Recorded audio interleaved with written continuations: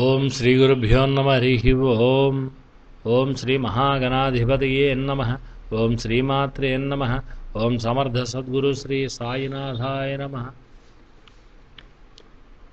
జ్యోతిశాస్త్రం మీద గౌరవం అభిమానం ఉన్న సర్వజనులకి కూడా జాతక ఫలితాలు ఎందుకు జరగవు అనేది ఇప్పుడు మేము సవివరంగా తెలియజేస్తున్నాం, ఆలకించండి.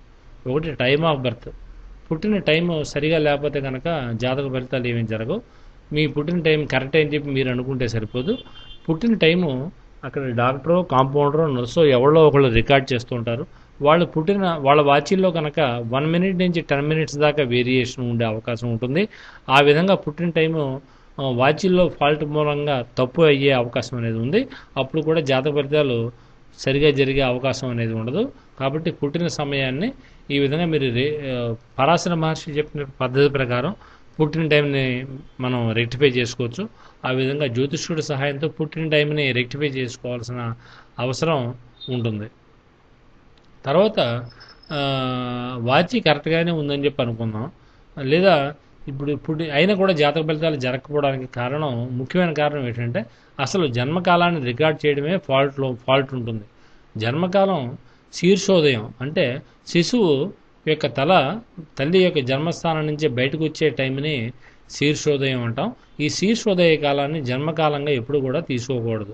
నెంబర్ 2, పుట్టిన తల్లి యొక్క గర్భం నుంచి శిశువు పూర్తిగా బయటకు వచ్చేస్తాడు, భూపతనం జరుగుతుంది. అయినా కూడా దాన్ని జన్మకాలంగా తీసుకోకూడదు. మీరు పుట్టిన కాలాన్ని ఏ విధంగా నిర్ధారించాలంటే శిశు రోదన కాలం అంటే బిడ్డ ఎప్పుడైతే ఏడుస్తుందో, తల్లి గర్భం నుంచి విడిపడి బిడ్డ ఏడవాలి. బిడ్డ ఏడ్చి ఎప్పుడైతే ఏడుస్తుందో దానినే సరైన జన్మకాలంగా రికార్డ్ చేయాలి. ఇదే మనకి వేదాల్లో మహర్షులు చెప్పారు. కాబట్టి మీ పుట్టిన టైము ఈ విధంగా రికార్డ్ చేయబడిందా అన్నది మీరు వెరిఫై చేసుకోవాల్సి ఉంటుంది. అది మీకు తెలియదు. జ్యోతిష్కుడి ద్వారా మీరు పాస్ట్ ఈవెంట్స్ కనుక మీరు చెప్పించుకుంటే ఆ పాస్ట్ ఈవెంట్స్ టాలీ అవుతుంటే మీ పుట్టిన టైం కరెక్టే. లేకపోతే కనుక అది పుట్టిన టైంలో ఫాల్ట్ ఉంది, పుట్టిన టైంని మీరు రెక్టిఫై చేసుకోవాల్సి ఉంటుంది. నెంబర్ 2, జ్యోతిష్కుడి యొక్క చేతకాంతనం వల్ల కూడా జాతక ఫలితాలు జరగవు. సర్వసాధారణంగా ఏంటంటే మీరు జ్యోతిష్కుడి మీద తోసేస్తూ ఉంటారు. ఇది కూడా వన్ ఆఫ్ ది రీజన్. జ్యోతిష్కుడి యొక్క పరిజ్ఞాన లోపం వల్ల కూడా జాతక ఫలితాలు జరగకపోవచ్చు. నెంబర్ 3, మీరు వివాహితులైతే కనుక మీ జాతక ఫలితాలు జరగకపోవడానికి కారణం మీ లైఫ్ పార్ట్నర్ జాతకంలోనే దుష్టగ్రహాలు కావడానికి చాలా వరకు ఆస్కారం ఉంటుంది. కాబట్టి జాతకం చెప్పించుకునేప్పుడు కేవలం మీ జాతకమే చెప్పించుకోకుండా మీరు వివాహితులైతే కనుక మీ లైఫ్ పార్ట్నర్ యొక్క జాతకాన్ని కూడా పరిశీలన చేయాల్సిందిగా జ్యోతిష్కుడిని కోరాల్సిన అవసరం అనేది ఉంది. ఎందుకంటే సప్తమ భావం లైఫ్ పార్ట్నర్ని సూచిస్తుంది. సప్తమాధిపతి, సప్తమ భావం ఏ విధంగా ఉన్నాయి, ప్రస్తుతం నడుస్తున్న వర్తమాన దశ లైఫ్ పార్ట్నర్ని ప్రభావితం చేసే యొక్క స్థితిలో ఏమైనా ఉందా, ఇవన్నీ కూడా చూడాల్సిన అవసరం ఉంటుంది. తర్వాత మరొక కారణం, చాలామంది ఈ కాలంలో సిజేరియన్ ఆపరేషన్ చేయించుకుంటున్నారు. చేయించుకోవడం తప్పులేదు. మెడికల్ గ్రౌండ్స్లో అవసరమైనప్పుడు డాక్టర్లు చేస్తారు.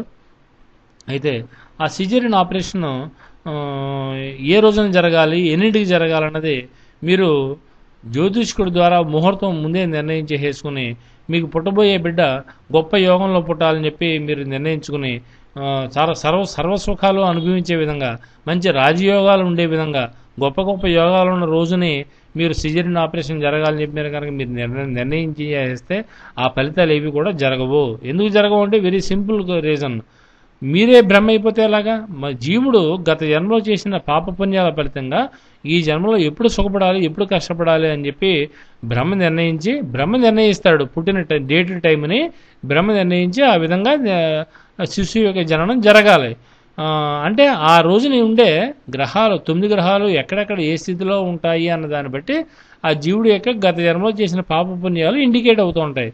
మీరే నిర్ణయించేస్తే, బ్రహ్మపాత్ర మీరే తీసేసుకుని నిర్ణయిస్తే ఆ ఫలితాలు ఏవి జరగవు. అలాగా అంటే తల్లి క్షేమంగా ఉండడం కోసం అని చెప్పి మీరు ముహూర్తం నిర్ణయించుకోవచ్చు, తప్పులేదు, అప్పుడు జరుగుతాయి ఫలితాలు.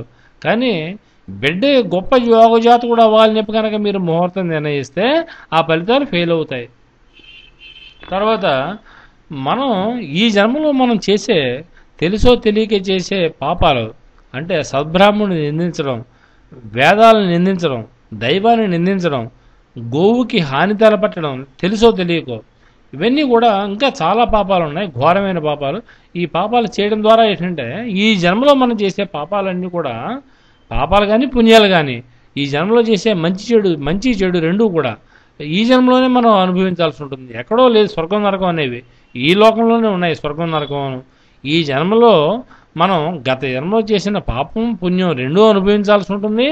ఈ జన్మలో చేసిన పాప పుణ్యాలు కూడా ఈ జన్మలోనే అనుభవించాల్సి ఉంటుంది.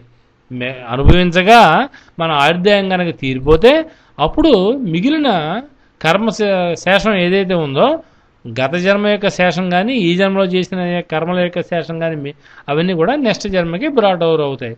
ఆ విధంగా మీ జాతకంలోని ఫలితాలు ఫెయిల్ అవడానికి ఈ జన్మలో మీరు చేసిన పాపకర్మల యొక్క ప్రభావం ఏమైనా ఉందేమో ఒకసారి ఆత్మ విమర్శ చేసుకుని జ్యోతిష్కుడిని కూడా వెరిఫై చేయమని చెప్పండి. ఈ విధంగా జ్యోతిషశాస్త్రం జాతక ఫలితాలు ఫెయిల్ అవడానికి చాలా కారణాలు ఉంటాయి.